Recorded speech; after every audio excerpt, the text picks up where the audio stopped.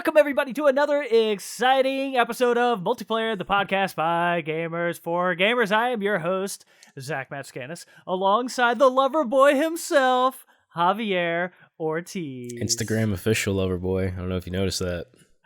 It is official now, everyone. He is the lover boy. What is it? Loverboy underscore Hav? Is that what it is now? Yep. Very nice, very nice. We have willed it into existence. He is officially the lover boy. He's going to change that on his driver's license and all of that nonsense. Fantastic. And we have a new face on the show this week, everyone. We have the lovely Katherine Alyse. Hi. Hello. Hi. I'm so happy to be here. How are you guys? I am excellent. Pretty good. Wonderful. Nice. So, but before we get into the show this week, you know what? Shut up, Katherine. We're not talking about you yet. So, this is how this show goes, by the way. All right. So, I want to talk about you, introduce you, and all that. But let's get a couple other things out of the way real quick, everyone. Remember that Multiplayer is all over the place, in your ears and in your face. You can check us out at youtube.com/multiplayer or a podcast service of your choice. You know, the old iTunes, any of that Google nonsense, Spotify, just, go to those websites, type in Multiplayer with that ED on the end. Check it out. It's a good time. We're also on Instagram and stuff where you can check out Spider-Man pictures, I guess, stuff like that. Yeah, and a bunch of other nonsense. You could see a video of me gifting a PlayStation 5 to Hav, which we'll get into in a little bit, most likely. But yeah, check out all that stuff. We're at Go Multiplayer over on the social media side of things. Katherine, let's talk about you now. Hi. Are you sure? Is this for real? I can't be told to shut up again. I'll have to leave if it happens. No. Hello. Yes, I am here. I'm happy to be here. And what should I just say out loud where the internet knows me? Is that? Yeah, just tell us a little bit about yourself. Why should we care about you? Yeah, so I am a writer actor. I would say that if you have been on the interwebs and you've come here because you've searched my name, you probably watched The Fat One on YouTube, which is a 2-season web series about it's a rom-com between a chubby girl and herself.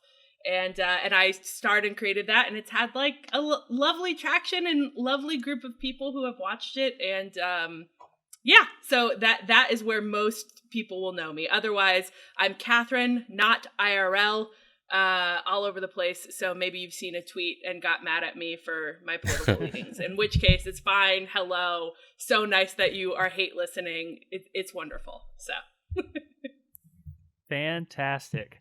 And Katherine, since this is a video game podcast, tell us, do you have a favorite game of all time? Or series, or something along those lines? I know it's a tough question. I struggle with it. I know. But, I would say the game that hit me at the exact perfect time, because I think that's really what happens. Is a game will just be the first time you've ever played something at that scale or in that way. I would say the Mass Effect trilogy. I know the ending sucks, but there's so much.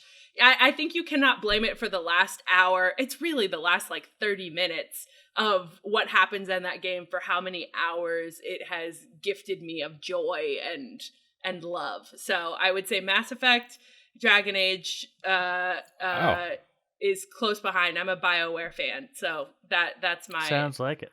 Yeah, those would, and then Portal also deserves some shout out, the Portal series. Nice. Very nice. There's some good ones. Are you excited for the Mass Effect trilogy remake or whatever it is they're doing with that game this year? I'm nervous. I did not even purchase Andromeda. I played Andromeda on a friend's console because I was nervous about what was going to happen. So I was it's okay if all we have is those first 3 are good. I would love for there to be more good, but it hasn't happened for me yet. So yeah, I'm holding out, but it would be so lovely if it turned out well. Yeah, it'd be nice. I hope that so I'm one of those those people that basically played Mass Effect 2 and didn't play the others. And I love Mass Effect 2. That game is absolutely incredible. And I something happened. I dropped the ball and I just didn't play the third one. And I never went back and played the first because I was on the PS3 side at the time. And so it was one of those games. It's like, well, I can't really play it. Yeah. Because I got no good way to do it right now. So I would love for them to kind of make some tweaks to, the first game I heard like the gameplay side of things is a little janky and needs some work.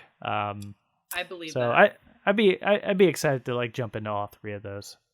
Yeah, and it's also, I mean, the thing that I think that game does so well is obviously the ending is what it is, but I think it pulls through decisions that you make in the first game all the way through to the third game in a way that feels super rewarding, where you're like, oh, I just can't even play this storyline. Well, you can still play it, but it's like, this will be less rewarding because I let that character die in the first game. And so for me, that's super cool that those effects have ramifications all the way down the line. I love that. Yeah. And man, the amount of writing, I would hate to see like that script. It's probably like 10,000 pages. It's actually probably more than that across like three games. It's kind of wild. You think about like all of the different decisions stacking up into like, it's and that's kind of like they just do it in an Excel document. Like, that's the other thing that I find hilarious about game writing is that it's like, oh yeah, here is this Excel document. I mean, obviously there are different, I think at certain levels there's like tools and stuff that you can use, but I do find it hilarious that so much of the first half of the tree stacking just goes into an Excel document, which is great. Yeah. Wild. Okay. So before we go and move on to some news this week, favorite system? It could also be PC. I know. Which is it is the PC for me, and it's just because it's so nice to not have to, like, I just upgrade my PC, which is a thing that I have already. So there's nobody's waiting around for me to like get a great console to play the games that I want to play. Though I will say the PS5, I've had seeing the graphics on it is just gorgeous, and it's got me sort of interested, but I was good enough with my PC that I was like, okay, I can wait until this dies down a little, some of the madness ends, and then I'll sneak in and grab mine and not have to deal with, oh my God, can I get it? Can I not? So, yeah. Sure. Do you ever feel like you're missing out on like Spider-Man, Nintendo or like PlayStation exclusives? I will say the thing that is, I do have a Switch, because of those Nintendo exclusives, and because I also feel like Nintendo just makes games that are completely different than anything you can find anywhere 100%. Really. So for me, it was worth it to be like, oh yeah, I'll keep up on the Nintendo side of things. Sometimes I miss the PlayStation exclusives, but I also have enough gamer friends. Like I played both of the Last of Us games by just going over to a friend's house and sitting on their couch for far too long. So that works for me. Look who has friends showing off. Humble brag. Also, Last of Us 2 is like a 50-hour game. You got friends that are like, yo, you going home anytime soon? You've been here like 14 hours. You haven't even talked to me. I have a few enough friends that the friends I do have were very codependent on each other. So it's nice for them to just come down into the kitchen after they've been upstairs working on something, and they'll be like, oh, hey, what's up? Just sitting here playing. Nice. All right. So before we get into some news this week, Hav, I'm going to leave this to you. What's up? You want to jump into some news? Or you want to talk about that tasty PS5 of yours? Let me just talk about that PS5 real quick. Oh yeah, I know you're like a little kid, in a candy shop. You just want to get at it. I just want to rip open the box, just throw everything out, and plug it in. It's exactly what I did too. Just all right. No, I didn't. So before you start, I'll set the stage with. So I guess about let's see, it was like week of December, I think.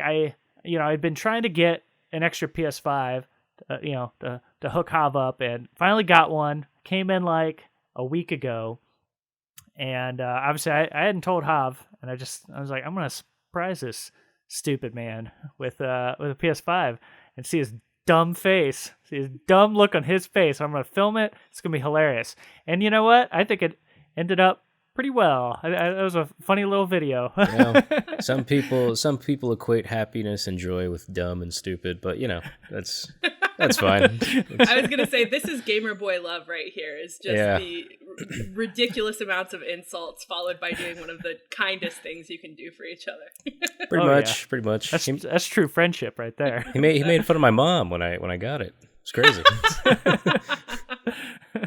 But no, it was awesome. And just for the record, I did pay you back for it as soon as I got it. I paid for it full price. So yeah, I'm not that. Yeah. We're not that good of friends. I ain't, wasn't free. $500 console.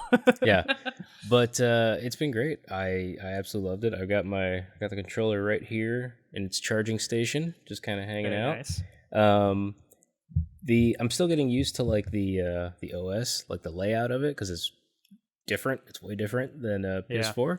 But that aside, I've been playing Miles Morales Spider-Man because I've had that. I bought the disc like I think it came out in November. That game, I bought it back then. I was like, all right, I'm gonna get the game, and then I'll be able to play it when I get the PS5. I didn't know I wasn't gonna be able to get a PS5 for a long time, so I've had that disc waiting like in my drawer. But I started playing it, and man, it is so pretty. It is so gorgeous to look at. Like I max out all the settings. I even got it's funny because like the week before you surprised me with it, my TV died. Like it just like I had a TV. I bought it like 2 years ago on like Prime Day, and it just died on me. And like I was just it was so weird. Just making dinner one day, and I look up, and the TV's just like weird colored bars, and like there's no sound. I'm like, that's cool. So like I treated myself. I got a really nice went to Costco, got a really nice LG OLED TV. It's really pretty, really gorgeous. And then, so I've been playing Spider-Man on that, Miles Morales, and man, it is just, it is so gorgeous to look at. Like I was telling you guys before we started the show, like the photo mode in it. I was never I always liked photo mode in previous generations games like God of War and stuff. But I never really fiddled with it too much. But like on this TV, I was like, all right, I need to check it out. And like just the stills that you can create in photo mode, like in Spider-Man, because it's such a colorful game, and like I love its spoilers. It's a wintry settings because it's set around Christmas. I love the snow. Like it makes New York look so like different. Like I love that aesthetic of it. It just makes New York like pop, and it feels more real. And it's just, I don't know what else to say except it's very beautiful. Like it is just a gorgeous game to look at. It is it's super fun to take pictures, trying on different costumes. Like the animated ones I really like because they pop out really well in the snow too. It's like it's so nice. Like just the way he pops on screen against the different backdrops that you can set up in New York. And honestly, dude, I've been playing that game, and like I've gotten like through 20 to 30% of the story done because I've just been I've been taking photos. I've been swinging around New York because I forgot how much fun it is to just swing around from the previous Spider-Man game. Like it's just so well done, and man, it's been great. I love it. It's super smooth. I love his new powers in it. It's such an interesting mechanic, and I just love Miles as well. Like his performance, the character itself in the game. I love it. I love the supporting cast. Man, I love that game. It's so good. It's just such a beautiful game to look at, and like the music as well in it. It's kind of like subtle, but like as you're swinging, they've got like some like hip hop beats underneath, which it's a really nice effect. It's really, really pleasant. Like just to be able to listen to like a subtle beat as you're swinging. Oh, it's chef's kiss. It is really good. I really. Sorry. So I really like kind of the hip hop beats and stuff as well. They had some nice little like subtle touches to make Miles feel different than Peter Parker. Mm-hmm. And like the music is definitely one of them. And just kind of swinging around the city and listening to hip hop is just fantastic. What a nice I didn't realize that's what I was missing in my life. But yeah, it's so great. It's like you don't think about this, but like we as human beings, especially in today's day and age, like as we walk, we're always we're plugged into something and we're listening to music, and it's kind of like, it's not like it's like almost like we've got a track to our lives, if like if I'm walking my dog, I'm gonna play this song and it's nice, it makes me feel like I'm walking. And so like it's the same thing here, where it's like it's such a subtle thing in the background, but when you notice it, it's like, this is nice, I like this is really great. That's wonderful. Yeah. Oh, I was gonna say, Hav, I've known you for 20 minutes, and in that 20 minutes, this is the most animated I've seen you, so I'm really enjoying it. You can tell that I appreciate the the artwork, the work that was done into the Spider-Man game. It's so great. For sure. Oh yeah, this man gets excited for his bug-themed superheroes. I love bugs. Love bugs. Creepy crawlies. Yeah, and so when I got the PS5 and played through Miles Morales, I was I played it at 30 frames with the ray tracing. But then a patch came out like after I beat the game, so you can play at 60 frames with ray tracing on the PS5. And I was like, man, I want that buttery 60 frames. Oh yeah. I need to go back and do that. But man, that game is probably stunning on that OLED. So it is. It's I put that baby in HDR mode, adjusted some of the color settings. It is just beautiful. Yeah. Have you fiddled with Astrobot yet? No, I've just been playing Spider-Man. Oh man, wait till you get to Astrobot. That game is fantastic. That is like such a Nintendo game on a Sony console, and like the use of the PS5 controller and for that game is like really interesting. Nice. I bet it's gonna look great on that TV too. But everything does, man. It's oh yeah, everything looks good. You could just have static, like television static on that TV, like, ooh, wow. Man, that static is moving at 60 frames per second. It's amazing. All right. Well, let's go ahead and move on then. We'll see if we can cram in everything now, but I wanted to give you time to sort of talk about that because I know that was a new toy of yours, and appreciate it. Talk about new toys. I mean, that's why we have this podcast, so I can talk about all these toys behind me. That's why. So, when you get a new toy, you got to talk about it. So, anyways, let's get into some news of the week. So, Lucasfilm Games is a thing, which is pretty cool. It always was. It sort of. So back in the day, you had LucasArts, which was basically I would call that a subsidiary of Lucasfilms, where like George Lucas was like, hey, let's also make some video games, and so he created LucasArts to kind of make games, and so it's been everything from like point and click adventures all the way to working on games like Star Wars. Well, yeah, but, like the old like Rogue Squadron games and Knights of the Old Republic, stuff like that. And then when Disney bought them in 2012, which by the way, when I realized it was 2012 when they bought that, I was like, it's really been that long? That's like crazy. that's crazy. I kind of think about things like I moved to LA in 2012, or no, maybe it was 2011, something right in that window. And I was like, did that really happen? Like right around the time I moved to LA? I could have swore I'd been out here for like 5 years and then that happened, but I guess not. Apparently, time has escaped me. I don't know what's happening. It's a weird world the older you get. So yeah, so basically when Disney bought kind of everything to do with Lucasfilms, they basically just dissolved LucasArts. So they're like, we don't need video games. Who's that for? And then they signed a deal with EA to make, and I think this is 2013. This is off the top of my head, so apologies if that's slightly incorrect. But they signed a 10-year deal that I think ends in 2023.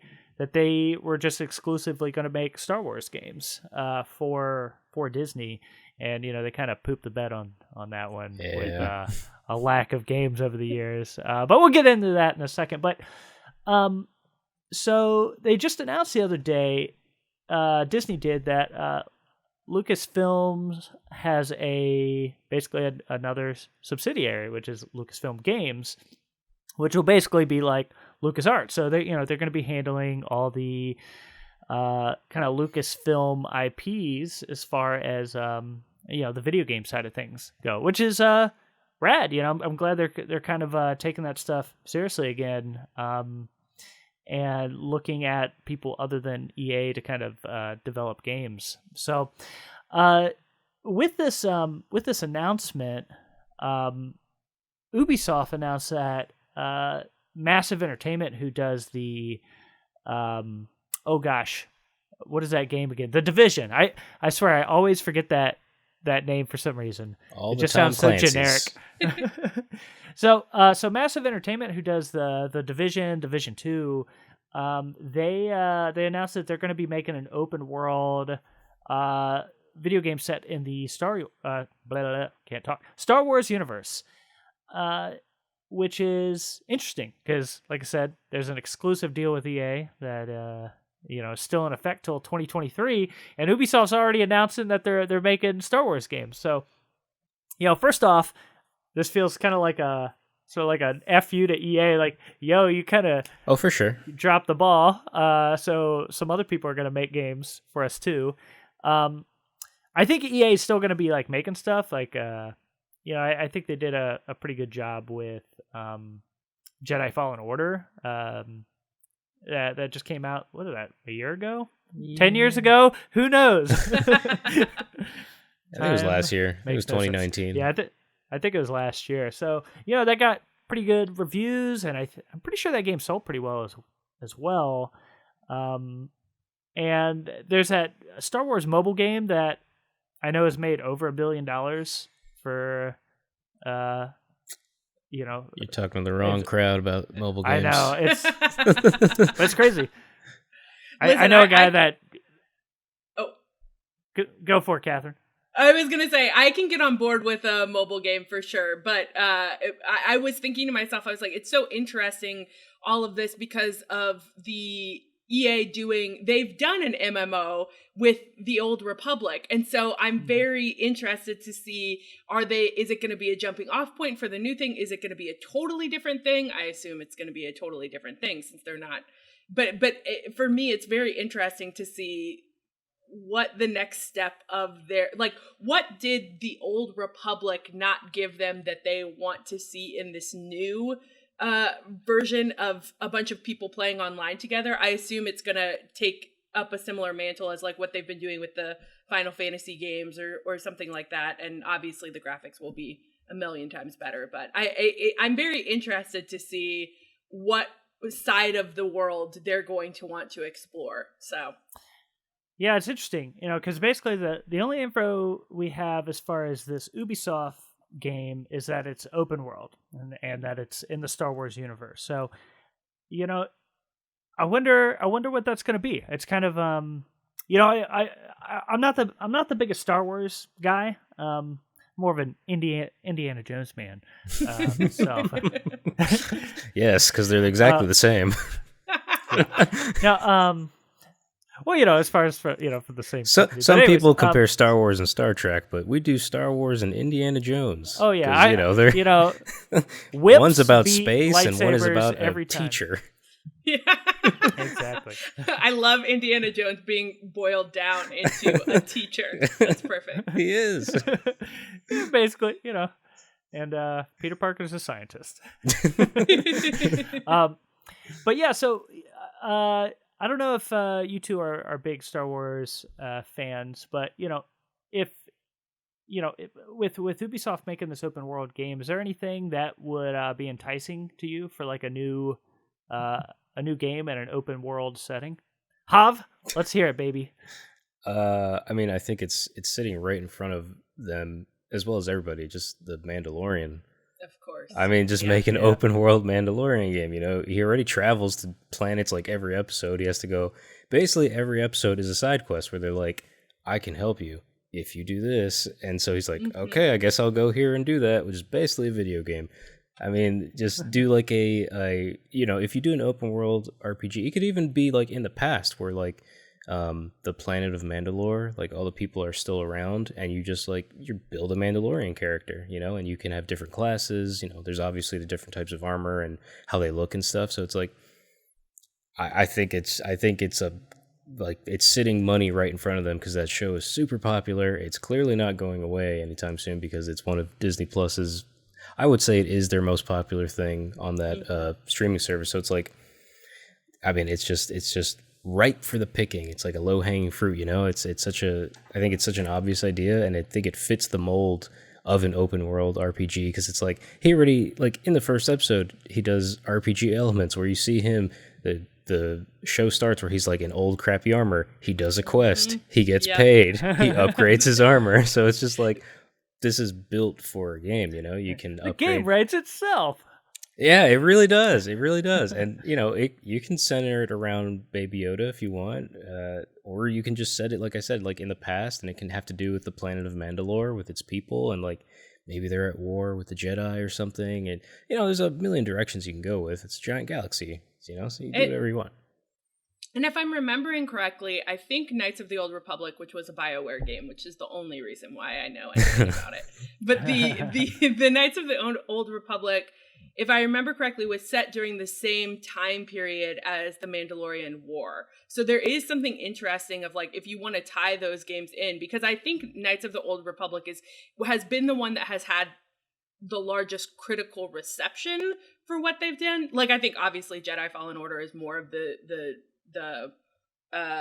new world having done good things with it, but I think if they wanted to tie it in, it feels like a very natural place to tie in if you want to go a little further back in time, or if you want to jump cut to a property that's already been doing great things for them. I think it makes a lot of sense, and all I want is just like good haptic touch lightsaber battles, so anything else is fine with me. I'll do anything. Yeah, you can also go the route of like, let's not forget the forgotten, let's not say forgotten, but like the hidden gem of Force Unleashed on PS3 and 360. That was a good game. It was a very good game, and you know, you can go down that road again where it's like it's kind of a story. If they want to do like main continuity, it's a side story that was never told where like, oh, Vader had an apprentice and he was like this cool guy who wielded his lightsaber backhand for some reason. Like it seems he's cool. Yeah, because it's cool and edgy, and that was, you know, the mid 2000s was all about edgy. So it's like, yeah, you could do something like that too, because that was a good game. It was a very good game, and I don't think a lot of people remember it. I didn't. No, I'll say. And I will say, like, for me, the other thing that gets me excited about the games in general is it feels like such a natural place to do world building that we haven't seen before. Those are my favorite types of things in any sort of already existing IP, that you get to explore things that maybe you've heard about in passing but have never actually seen on screen in a way that feels organic, and also you don't have to like contend with the weird face replace of it all that has been happening more and more, where it sort of will take me out for a quick second where you're like, okay, I know that actor doesn't look like that. But in a video game, anything's possible. You do any age, and when they show up for 2 seconds, it's a joy, but you're still doing your own stuff. And so that's my hope, is that it's not tied into any lore that has already been explored extensively in the like, you know, Star Wars movie universe or Mandalorian. It's like, yeah, but I do want to see Ahsoka always. So if it's about Ahsoka, it's fine. That's also That's fine. actually a good idea too. Like if you did a you know, a solo adventure Ahsoka game, I think that would sell really well. She's always been a popular character. Like ever since the Clone Wars, like the animated show, like she's been like I never watched the animated show when I was younger. But I knew who Ahsoka was. You know, she's like, she's got that status of like, oh, I know her. She's from Star Wars. You know, she's got a very iconic look. Everyone loves her. So, I mean, and the fact that Filoni is about to get to do the live action Ahsoka with Rosario Dawson, like that has been announced. It's probably coming out around the same time that this is, you know, it would be at the very least, she's got to make an appearance, and I'm excited for it. For sure. Very nice. My idea is just Han Solo flying around being a jerk to people. Shooting first all the time. Oh yeah, 100%. Always shooting first. You know, I just want him like going into you know, some saloons or whatever they call them. Cantinas? bar. Yeah, cantina. What did you call it? Just so we have that on record. What was it? Was it a canteen? Cantina? What's it No. called? A saloon. Saloon, which was perfect. Yeah, he walks in with his gun and he says, "It belongs in a museum." And everyone's like, "Wrong franchise." I don't care. Get him, Chewie. Oh. Oh my gosh, amazing. Well, cool. So yeah, so we'll see. We'll kind of see what happens with the Star Wars franchise as far as video games go. Like I said, I feel like EA is still going to be doing stuff for a while. I think they're going to keep with like the Battlefront series. They'll probably keep that up. They'll keep doing that mobile nonsense, and we'll see if they do something else with Fallen Order. Like I said, I think that sold pretty well. So I wouldn't be. I don't know how the game ends. I didn't play it, but. Maybe there's a second game? Question mark? Who knows? We'll see. Can I tell you one quick thing that I was nerdily excited about while I was scrolling through that announcement trailer? That there is going to be a Sims expansion pack that has Star Wars in it. So I just wanted to make sure all my Sim heads out there know that that's coming your way. So That's funny. Yeah, which I thought was I guess that's like a pretty good place for some Star Wars stuff. Throw it in the Sims. Why not? Why not? You can make your own saloon? Cantina? From here on out, it's saloon. I'm not calling it anything else. A space saloon. Oh, yeah. I mean, a space saloon just sounds great. I mean, yeah, that's what I'm into. Speaking of space saloon, no space saloons. Indiana Jones. There's no space saloons in Indiana Jones, which, so, kind of along with this like Lucasfilm Games announcement, they're like, hey, we have other franchises too, like Indiana Jones, and we're going to be making a new Indiana Jones game. And I think that, for me, it's like, cool, great. I've always been like an Indiana Jones guy. Other than Crystal Skulls, that was a garbage movie. It should be sent back and returned. It is not good. Please don't make us watch that movie. It's real bad. So, but other than that, man, I love the Indiana Jones. I keep just wanting to say Indian Jones now. So thanks a lot for that, Indian Hob. Jones movie. I think you should maybe explain that was a typo that you've done and not just like some weird choice that you're making. Yeah, just like a silly typo I made on my notes here for a new Indian Jones game, and now I just like keep wanting to say Indian Jones instead of Indiana Jones. Sorry. I just got like, that's the spin-off nobody wanted from Temple of Doom. He inspired one of the kids that he saved in the mines, and he became Indian Jones. And that, come on. Honestly, would watch 100%. Right? Would watch. Like, come on. Would be better than Crystal Skulls. So yeah, great. and Temple of Doom probably. Because that one's not that good. Although I gotta say I'm in this like minority that loves Temple of Doom. That's my favorite of the three. It's like so I know that's racist. like it's just when I was a kid I used to watch that movie all the time. And for sure. I loved it. I mean, it's just like the action in it's just fantastic. I love that movie. Kali Ma, it's got one of the most infamous moments. Can I make a confession? The first Indiana Jones movie that I ever saw was Kingdom of the Crystal Skulls. So it was just doomed for me. Like, I was never gonna latch on in the same way. It's a failure of my upbringing that my mother didn't show it to me before this moment. But it's bad mothering.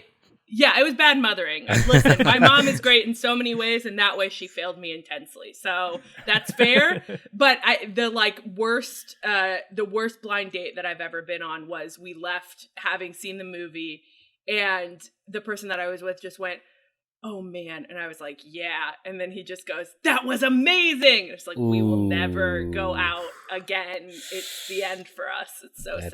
That's bad. That is bad. I know. It was disappointing. So I'm very excited that you guys can speak extensively about Indiana Jones, because for me, I'm very detached. It was not a part of my childhood. So please continue. Yeah. And have I can't remember. Have you actually seen some of the Indiana Jones movies? Of course I have. Sometimes there's like a series where you're just like, I've never seen that. Dude, I watched I watched those movies so many times when I was a kid, because I don't know if you guys remember, there's a channel or a net called USA Network. You know that network? Oh yeah. Yeah. When I was younger, I swear, like every Sunday they would have an Indiana Jones marathon, and they would just play all three movies. I just remember watching it on TV like a million times, and I loved it so much that I used to take an extension cord and pretend it was a whip, and then just throw it in my house, and my parents would yell at me because they're like, "It's not a toy, you idiot! It's an extension cord." You're like, get off my plane. Yeah. I was like, wrong movie. That's the wrong movie. But yeah, no, I loved the Indiana Jones movies. Honestly, that series and Spielberg combined, like, that's what inspired me to go into like the film industry. You know, it's those movies and Spielberg as a person and all his other movies. They like huge inspiration to me when I was a kid. I was all about the Indiana Jones and the Steven Spielberg. That's so fascinating. Star Wars, there was a Star Wars documentary that I saw when I was super young, and it was the first time that I ever realized that there were people behind the scenes that made movies happen. So the fact that we're talking about two movies or two franchises where it's like, oh yeah, that has a big part of why I am where I am today. That's so fascinating. Yeah, for sure. In fact, awesome. A quick side story. Just going off that, it'll be really quick, I promise. When I was a kid, and when I was like 9 years old, and like at school, like we had to do like a little quick project thing in the library, and I remember seeing two books next to each other. They were like mini, like biographies for kids on George Lucas and Steven Spielberg. And like when I looked at them, like they had tons of like behind the scenes photos, and I was like, this is how you make movies, like. There are people like sitting behind cameras, and I like as soon as I saw it, and I was like, my mind like at like 9 years old, it was just blown. I was like, yes, this is how it's done. I was like, this is like my calling. Like I have to do this somehow. Like I have to do it. And it's kind of like that was like the moment, that like took me on the path, and like just seeing the behind the scenes. I don't know what it is about behind the scenes photos for kids. It's just that you see it and you're just like, whoa, this is how. You can't do that. Yeah. This was on a different world or in a different year. Like, exactly. I can't believe it. Yeah, it's amazing. Yeah. Sorry, but yeah. No, I mean, and it's kind of why we're talking about all this, because things like Star Wars, Indiana Jones, like these like huge properties that obviously have influenced a lot of people throughout the years, and obviously on the cinema side, on the film side, like these. Series are huge and kind of groundbreaking in a lot of ways, and steered a lot of people towards either just production or even just like the love of sci-fi or kind of like adventure movies and stuff like that. So on the video game side, things have there's been like some hits and misses over the years for these franchises. I would say people are going to have a different opinion on this, especially when a lot of people kind of love things like, Knights of the Old Republic and stuff. But I feel like neither franchise has had like that blockbuster, like game-changing video game that like people look at and like, I want to go into like making games because of like this game I played when I was like a kid. And like I say, I would assume there's some people out there that would say that, but compared to the movie franchises, I wonder not as much. I wonder if that has something to do with the fact that it's like these were movies first. I wonder if an existing IP can ever allow that, it can expire that same level, because they're so beholden to so many things. That's an interesting thought, because when I do think about the things that made me interested in like how are video games made, they're almost all IP, intellectual property. My mom, every time I say IP, is always like, "What are you talking about? Intellectual property." They're already existing ideas, or they're already things that like were made specifically for video games, and so I think you're thinking less about how do you serve these characters, and you're thinking about how do I expand video games as a whole. So maybe if there's existing IP attached to it, you can be a little lazy on the video game side of things. But I think to your point, Zach, it would be so cool because so many people are coming to expand their knowledge about this world that it's like you could really do some amazing things with games because you have already built in support. It's like take some super risks during it. I think that would be super cool. Yeah, definitely. And, you know, I think specifically with Indiana Jones, you know, we haven't had a really good movie in a very long time. I can't remember what year Last Crusade was, but it's 1991 something. Yeah, it's something right in that wheelhouse. Yeah. And, you know, so it's I would love to see them do something interesting with that that franchise on the video game side.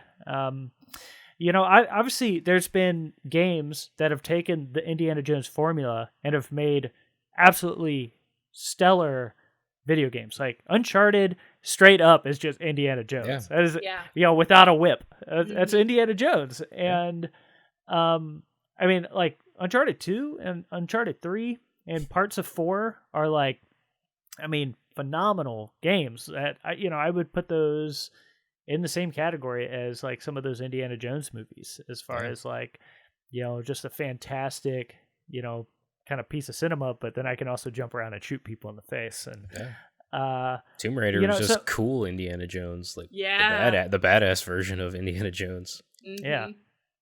And so, you know, I would love to see somebody take a crack at, you know, a new Indiana Jones game. And it's like, what can we do with this franchise? And I'm actually really excited by who's developing this new game. MachineGames. It's a wild choice. MachineGames.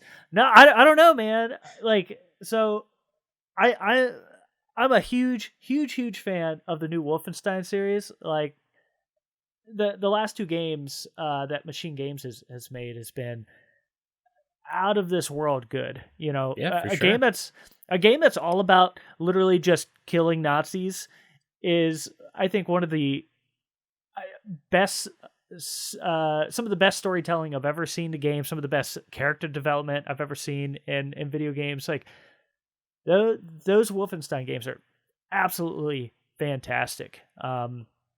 You know, the entire cast of characters, the writing, the voice acting, it's all incredible. And so, you know, MachineGames like taking a crack at another game where you are probably beating up Nazis is yeah, for sure. You know, so that's of course they hate Nazis over there at MachineGames. And so so you know, the fact that they're going to take like a series that's kind of hasn't really done anything in a while and hopefully kind of spin it on its head and do something interesting, kind of like they did with the Wolfenstein series, because I was like semi-dormant. Like people had kind of tried some Wolfenstein games over the years and with like mixed results, and then MachineGames came along and just knocked that out of the park. And then of course you have Todd Howard, who's going to be serving as an executive producer on this, and we all know like pretty much anything that guy touches is usually just gold. That guy is, you know, fantastic over there on the I guess he's working on Starfield now, but before that, you know, he's like working on Skyrim and Fallout and all sorts of stuff. And so it's like, you know, you take a man like that and have him oversee like a new Indiana Jones game, and you know, he seems like the kind of guy that would be into a series like that. I think when we met him, wasn't he wearing a leather jacket like at a bar? Like, yeah, you know, I think so. He seemed to have that demeanor about him. Yeah. And then he told me to get off his plane, so he probably hit you with an extension cord. Yeah. I will say the thing that's exciting about someone of his caliber is that he can push back if somebody is giving a a note because it is an IP thing. Because I feel like oftentimes what happens is you have these people who are executives that are often on the movie side of things or on the TV side of things, and they aren't necessarily huge game players. And so if you have someone at his level, he has the weight where he can push back on a Disney-owned thing and say like, hey, actually, no, this is important for the gameplay experience of this. We can't do it. So I think that is exciting. Yeah, I feel like he would be like in a meeting.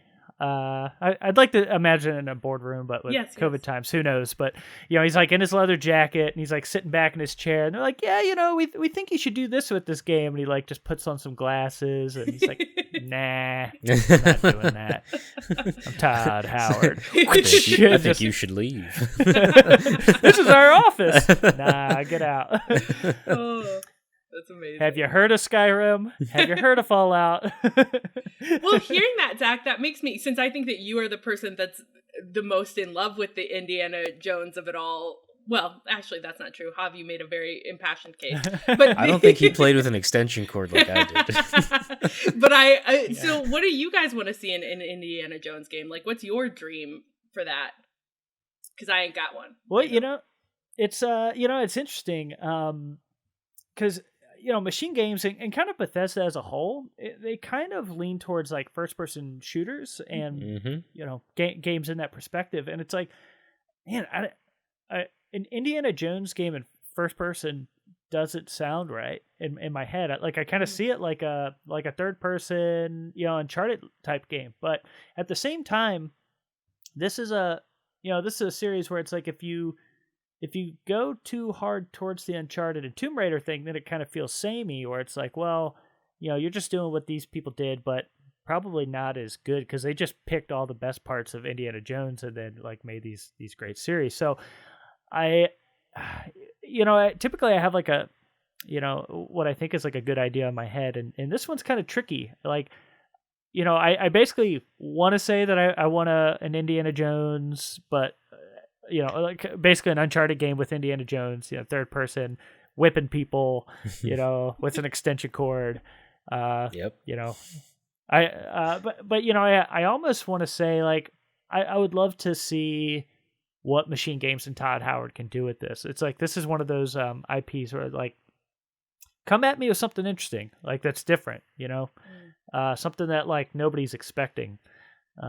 Give me like Indiana Jones the teacher, the game. It did. It's for whatever reason, that trailer immediately made me think that it was like a clue finding puzzle adventure, because the trailer reminds me of so many of those things. And as a person who loves a good puzzle game, if there was an element to this that had some sort of, you're digging, you're being an archaeologist, you're trying to find a thing and tracking a clue path, like that's cool to me. I would be into that.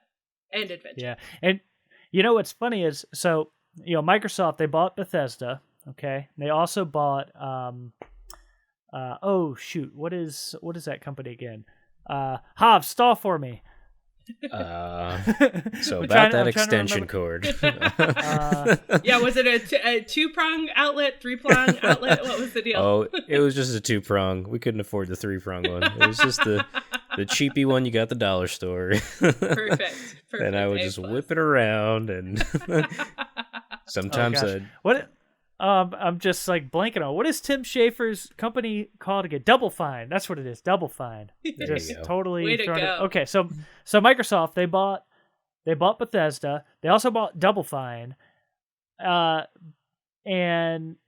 LucasArts used to work with Tim Schafer back in the day and Double Fine, and they used to do all those like point and click adventure games, for Indiana Jones and other games like that. The same people did like Grim Fandango and all those games. So, you could almost like you basically have the team together. It's like you just need, Lucasfilm Games is working with Bethesda, which means like they could get Double Fine involved and be like, yo.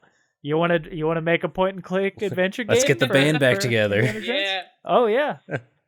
Honestly, nothing would please me more if people logged on, they see all these amazing graphics in the trailer, they're like, cool, can't wait, and then they log on, and then surprise, it's a text-based adventure game, and they're like, okay, get ready.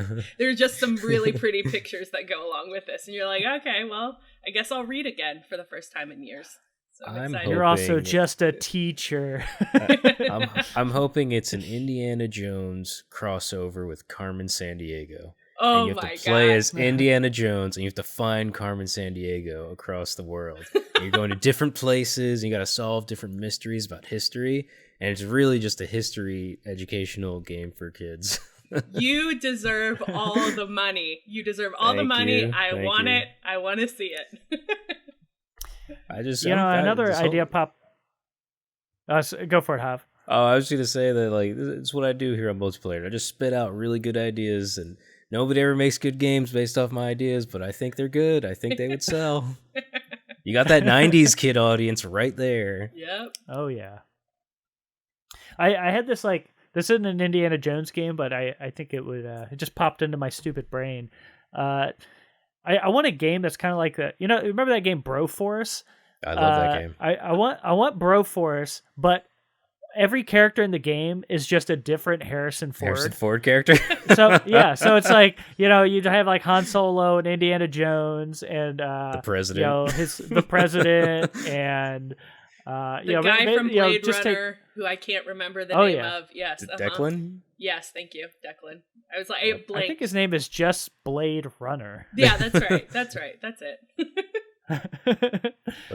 But yeah, give me every Harrison Ford character like in a game where they're just like they all come into the same universe like Avenger style, and I don't know what they're fighting. You know who 100% would not play that game? Harrison Ford. He would hate it. It would be his least favorite thing. He would just make fun of you for playing it. Yes. Yeah. But he'd still do it. He'd still do it. He likes getting paychecks, as do we all. Oh, yeah. I think that the final enemy in the game is just Harrison Ford, the real human being. And his. Oh, I love that. Yes. Cosigned. Oh, yeah.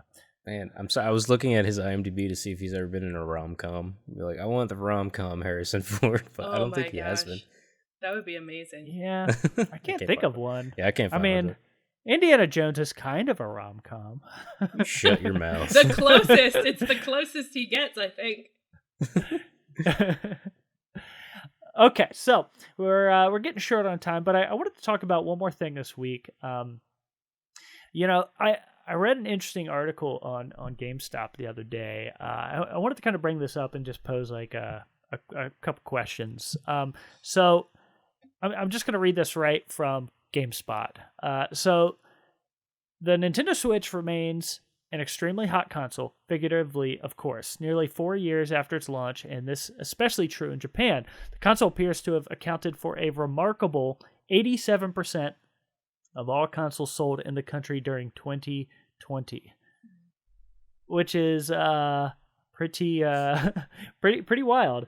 According to Famitsu and shared via GameIndustry.biz, about 6.85 million consoles were sold in Japan during the year. That's all the game consoles put together. Of course, 5.9 million were either the Nintendo Switch or the Switch Lite, while the PS4 and PS5 combined to sell about 7,900 or 798,000 units.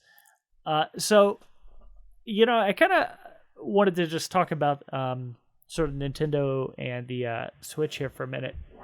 This got me thinking a little bit. There's been some rumors of like a Switch Pro or something like that coming out this year, but then Doug Bowser, the president of Nintendo America, he was like, no, we definitely aren't doing that. But then like these little rumors are coming out.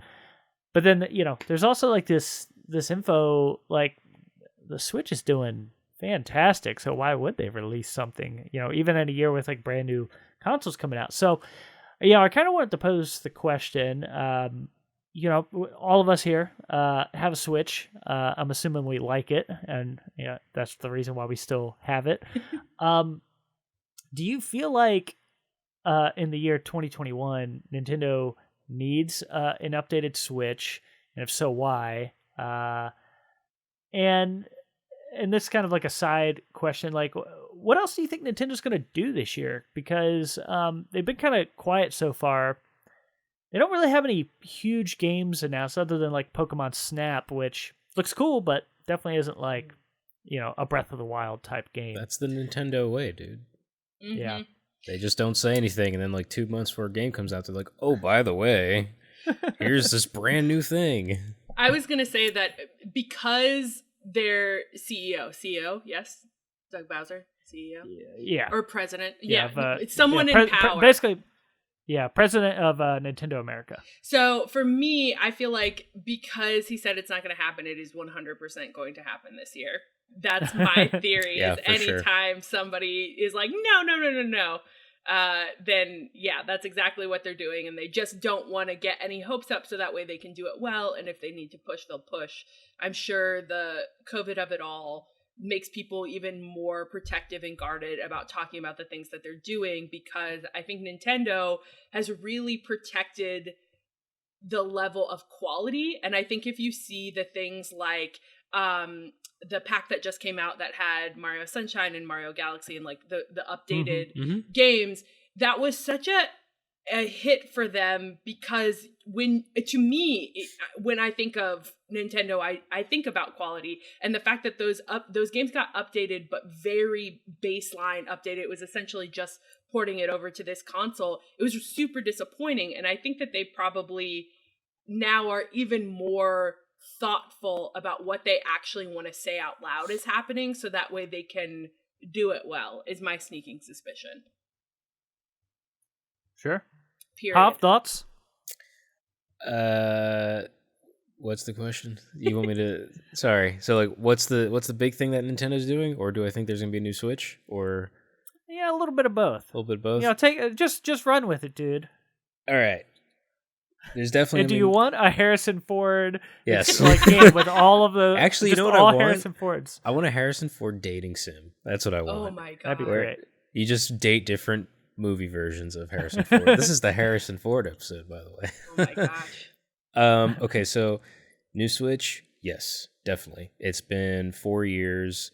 The whole reason I think that Nintendo Switch numbers were so good last year was because it was at the end of a life cycle of 2 other major consoles. So I just think it makes sense that they would sell really well. Riding off of that, they are now competing with 2 brand new consoles that are really powerful, really great. And I think that a new Switch just makes sense. It could have some, it's not like there's anything necessarily functionally wrong with the original, but you could definitely have some quality of life improvements. Processors and all that computer stuff, they always improve every year, so you can just make it a little stronger. So yeah, definitely think there's going to be a new Switch. Whether it's going to be like a new Switch Pro or like the Switch Lite big boy thing, I don't know. Like a bigger Switch Lite, I don't know, or a smaller one, who knows? They can go in any direction, really. Either way, I think there's definitely going to be a new one. Big thing that I think they'll release this year on the heels of last year, instead of for Mario 3D All-Stars, a Zelda 3D Master Collection. Ooh. A new Master Collection.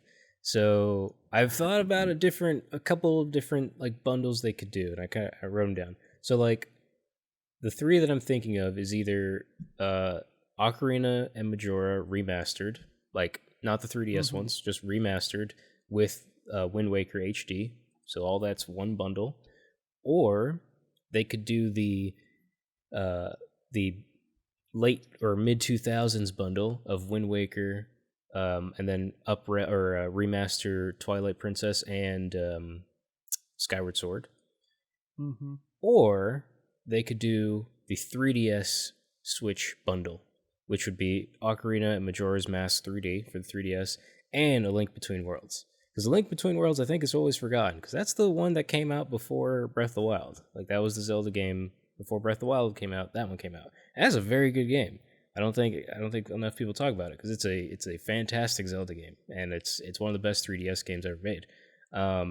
So I think that they're gonna do some sort of package with Zelda, because it's also Zelda's 35th anniversary. Yeah. So I think it makes sense that they're going to do a new type of Master Collection. And they've already made a Master Collection. Just the same way they did a Mario All-Stars, they've done a Zelda Master Collection, so this can be the Zelda 3D Master Collection or the Super Special Master Collection, Like, it just give it a fancy new name, Master Collection. And I think you would get I think you'd make a lot of people happy with a bundle like that. Because I think Zelda, it's obviously one of the most beloved Nintendo franchises, and it's also probably one of the least represented on the Switch. There's not that much for Zelda on the Switch, except for Link's Awakening and Breath of the Wild. I think that's it. Yeah, Age of Calamity, but that falls into Breath of the Wild. Yeah, right. I think that also, from what I have heard from people who are hardcore Zelda fans, it's like, oh, I think Breath of the Wild is a good video game, but I don't think of it as a Zelda video game, which is not my opinion. That's not the way that I feel. But I to your point, I think that's that being able to tap into some of those older video games for the Switch, I think would delight a lot of players. For sure. And that Zelda can run for president this year. That's amazing. I can't wait. Can't wait for that to happen. 35. Zelda for president.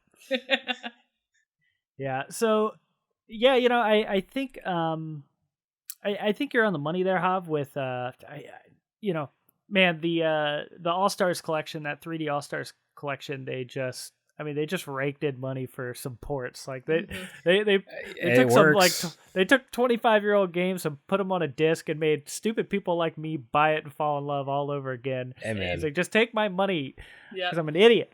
But I think they're just gonna do the same damn thing. They're gonna take I'm okay with Ocarina of Time. I know that's the problem. It's like, I'm okay with it too.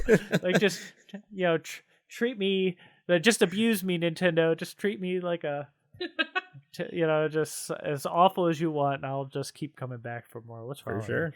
But yeah, I think Majora's Mask and Ocarina of Time. I think they're gonna put them babies on a disc and sell that for $60. I would buy it.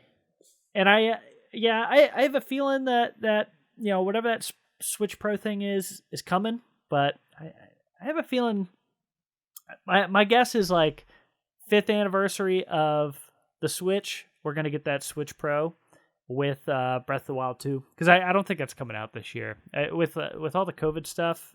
Isn't this year the 5th anniversary? Didn't it come out in 2016? Whoa. Oh, wow. Jeez. Wow. See, time just... Wow. All right, 6th year anniversary. 6th year. Everyone always celebrates the 6th year anniversary. Wow, I can't believe it's been 5 years since the Switch came out. That's what I'm saying, I feel like I got that like 2 years ago. I know. That's crazy. I just want, if nothing else, if they just come out with something that can genuinely fix the Joy-Con drift, that'll be enough. Well, yeah, that too. Yeah. That's a big one. That'll be enough. Yeah, that'd be nice. I hope whatever comes out, they have like some updated Joy-Cons to finally fix that stupid problem. Yeah. Yeah, that one's bad. But anyways, we'll end on that sad note. What a good show. Everybody look forward to Zelda being the president and the new Harrison Ford game coming out where you fight Harrison Ford with multiple Harrison Fords from other movies. No, the dating sim. Yeah, I was going to say that's also a surprise secret dating sim. You are both fighting and wooing at the same time. Yeah, see, to get more Harrison Fords on your team, you have to woo them first. You have to like go on some dates and stuff. They're like, I don't like you. I'm a grizzled old man. You're like, yeah, but, we could be friends. You're like, oh, okay. I guess I could do that and join your team. You just turn into David Blaine doing that magic trick with the fruit that, like, truly surprised him. And he was like, get out. And that's the thing where he's like, okay, well, you're a magician now. So I guess I like you. Well, there we go. Well, cool. That's all the time we have. Man, it was a fun little show. I think we got some good things to talk about in there. Some good things. Yeah. But before we go, remember you can find us on the internet. Just go to www.internet.com and look for Multiplayer. You can find us on Instagram. We have a Twitter, a Facebook group, mostly on the Instagram side these days, at Go Multiplayered. Hav, where can we find you? Like at the beginning of the show, at Loverboy_Hav. That's the new handle. Oh, yeah, the lover boy himself. Catherine, by the way, we don't know where that came from. I just started saying it one day, and that's just... I don't know. I'm for nicknames, so whatever works for you, I'm happy. All right, and I am at Zach Matzganis. That's ZACKMATZGANIS. Catherine, where can we find you? What do you want to plug? Tell us some things. Let's see. You can find me all across the interwebs at Katherine, KATHERINE, not IRL. Catherine, not in real life. And let's see. Oh, the TV show I write for, Walker, the reboot of Walker, Texas Ranger, is going to air. What? What? So that's going to air January 21st on the CW. Please tune in so I can continue having a job. I know, that's pretty cool. Oh yeah, that's so cool. Yes. We should have talked about that. Right? Yeah, why did we talk about that? It was my sleeper cell. It's how I get people to invite me on multiple times, because then they're like, a whole thing we missed. But yeah, so please watch that. You can also watch the Fat One on YouTube. And Katherine Alyse, KATHERINE ALYSE, in case you are illiterate and don't know how to look in descriptions. So there you go. All right. Well, cool. That is our show. Be sure to check out Walker, and hopefully you'll be writing the Walker Texas Ranger video game soon. That would be amazing. Oh man, stop. Okay, we will talk to you all next week. Oh, and remember, we love you. We love you. And love yourself.